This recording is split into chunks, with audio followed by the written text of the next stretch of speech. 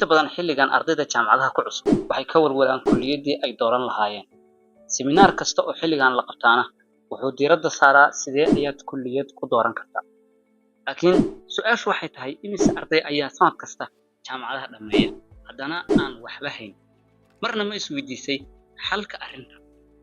Muuqaalkan waxaan kugula wadaagayaa 5 talo oo kaa saacidaya inaad si qurux badan jaamacadda ku bilowdid dhammaadkaaguna uu noqdo insha Allah tacaala qof faraxsan oo guulo xaqiijiya. Haddaba waa maxay ujeedka aan muuqaalkan kugula wadaagayo? Muuqaalkan waxaan rabaa inuu meesha ka saaro inaad jaamacadda iska bilowdid adigoo indhaxiran, adiga oo si fiican uga fakirin ama aan diiradda saarin meesha aad ku jahaysan tahay. Sanadka jaamacadda aad bilaabaysid iyo sanadka aad dhammaynaysid inta u dhaxaysa adiga oo qorshaheeda dejin iyo waxyaabaha ay tahay inaad samaysid. Insha Allah tacaala waxaan rabaa inaan muuqaalkan kooban aan kugula wadaago 5 talo oo jaamacadda bilowgeeda ilaa dhammaadkeeda haddii aad samaysid aad ka duwanaanaysid dadka sanad walba jaamacadaha dhammeeya haddana markay jaamacadaha dhammeeyaan aan wax xal ahayn. Qodobka koowaad waxa weeye jaamacadda markaad bilaabaysid in aad baratid sida waqtiga loo maamulo. Intana badan isma weydiino. Tusaale ahaan aniga xilligii aan jaamacadda dhiganayay ma garanaynin inta badan sida waqtiga loo maamulo, sida maxaa la yidhahdaa presentation loo soo diyaarsado, sida xilliga asxaabta aad la kulmaysid, xilliga aad hawl kala qabsanaysid, xilliga ay tahay inaad casharadii dib u revision garaysid. Dabcan waqtigayga sida loo maamulo si fiican uma garanaynin. Intana badanna ardayda jaamacadaha dhigata way ku liitaan sida waqtiga loo maamulo. Waqtiga markii la maamulayo marka darajooyin badan ayaa la sameeyaa jirta iyo maro. Insha Allah tacaala waxaan rabaa inaan kugu casumo course free ah oo aan ka samayn doono sida si waxgal leh loogu maamulo waqtiga. Waxaan kusoo dhigi doonaa haddii ilaahaydmo gruubkaas inaan kusoo biri doonto linkiga hoose. Qodobka labaad ama talada labaad ee aan kusoo jeedinayo inta jaamacadda dhiganaysid waxa weeye in aad baratid ama aad xogteeda si fiican u baratid sida si waxtar leh loogu barto. Sidee si waxtar leh ama effective ah wax loo bartaa. Tusaale ahaan waxaan ka wadaa waxaa la yiraahdaa qofka xirfadda ugu fiican ee uu barto caalamka waxa weeye in uu barto sida wax loo barto. Aan ku celiyo qofka xirfadda ugu fiican ee ay tahay in uu barto waa in uu barto sida wax loo barto. Jaamacadda waxaa la yiraahdaa casharka ugu muhiimsan ee aan wax ka baranno ma ahan kulliyadaha casharada iyo ma ahan waxaas iyo talo iyo midna waxa ugu muhiimsan ee jaamacad laga barto waxa weeye in qofku uu barto in uu wax baran karo, in asagu uu wax baran karo. Dabcan haddii qodobkaas inta jaamacadda aad ku jirtid aad baratid sida si waxtar leh loo barto wax loogu barto dabcan waxaad noqon doontaa qof ardayda kale ka duwan. Waxaa arkaysaa tusaale ahaan inta badan ardayda dugsiga sare iyo dugsiga hoose dhigata ayaan inta badan muuqaaladii ku baraarujin jira oo ah sidee ayaad si wax u baran kartaa, si waxtar leh wax u baran kartaa. Oo dabcan qof ayaa waxaa arkaysaa 6 saacadood wax akhrinaya ayaa hadhow toole markii imtixaanaadkii la gaaro ama wax qabad la gaaro waxaa ka active banaanaya qof 2 saacadood kaliya wax qabtay. Marka waxaa jirta waxyaabo badan oo la maro oo ay tahay qofku ardaygu inuu marka hore si fiican u barto. How to study effectively. Sidee ayaad si waxtar leh wax ugu baran kartaa oo aysan waxa waqtiga aad ku dhuminaysa aysan kaaga noqon wax micno dara. Qodobka talada saddexaad ee aan rabo in aad kugula taliyo inta aad jaamacadda dhiganaysid waxa weeye in aad xirfad baratid. Dabcan 4 sano ama hadda 5 sano jaamacadda laga dhigo 5 sano waqti yar ma aha.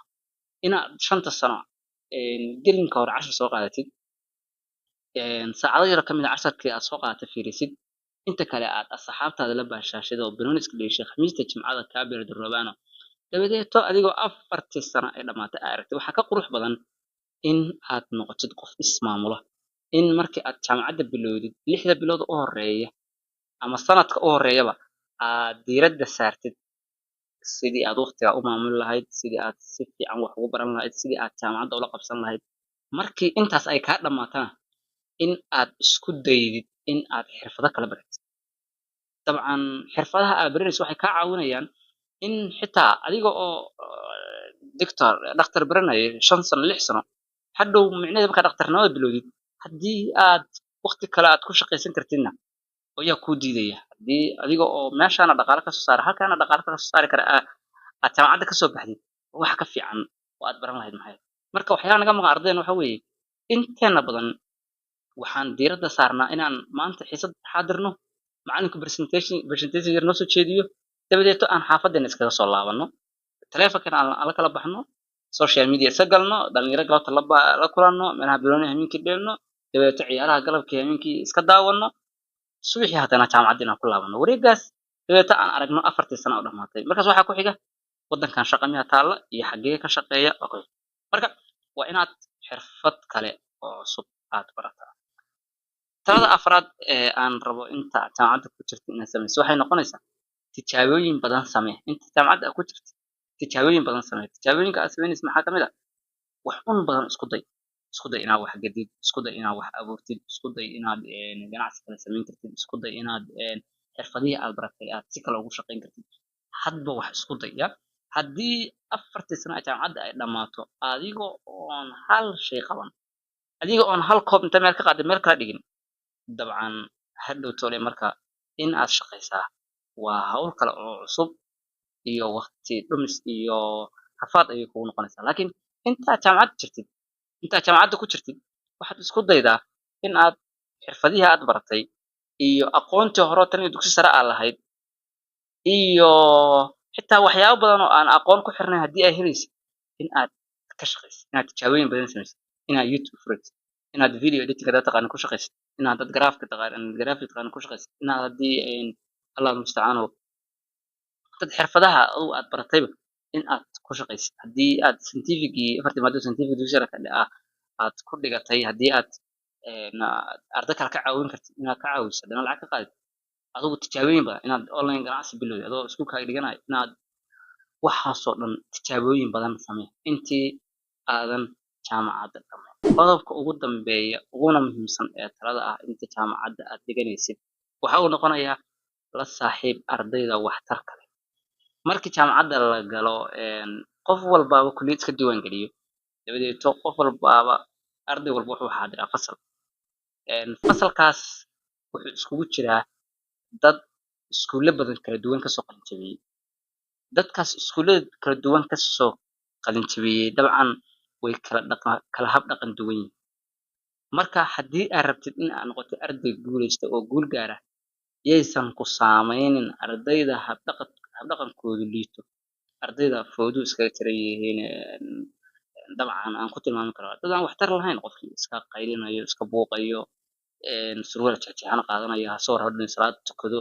Dadkaas hala saaxiibin. Waxaad la saaxiibtaa ardayda waxtarka leh, dadka ku mashquulsan in ay jaamacaddan hadafkii ay u soo galeen in ay ka mira dhaliyaan, in ay noloshooda markii jaamacaddu ay dhammaato ay noqoto nolol isbedesha, ama intaysan jaamacaddu dhammaanba dadka noocaas u fakarahaya ee raba maalin kasta in ay wax kororsadaan, ee keliya aan ku xirnayn jaamacaddan, ee mar kasta maskaxdooda ay ka ballaaran tahay inta keliya ee macalinku u sheegayo, energetic ah. Dadkaas la saaxiibin kuwa caajislooga, kuwa 4 saac social media iskaga jira ee wax kale aan qabin ha la saaxiibin.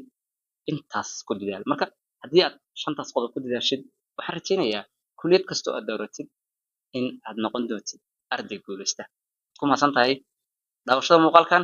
Ilaa muuqaalka xiga. Asalaamu calaykum waraxmatullaahi tacaala wabarakaatuh.